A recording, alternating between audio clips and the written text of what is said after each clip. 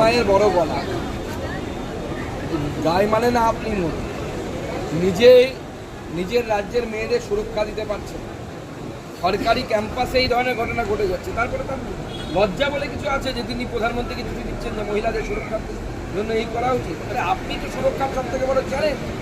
আপনি যখন একজন 14 বছরের বাচ্চা মেয়ে রেপ মার্ডার হওয়ার পর এই কথা বলেন যে ছেলেটির সাথে সম্পর্ক ছিল মেয়েটি প্রেগনেন্ট ছিল কিনা, এই ধরনের যখন প্রশ্ন আপনি আপনার রুচি শিক্ষা দীক্ষাকে বিসর্জন দিয়ে করেন, তারপরে আপনার মনে হয় যে এই মুখ্যমন্ত্রীর আমলে কোনো রেপিস্ট, কোনো বদমাস, কোনো গুন্ডা ভয় পাবে?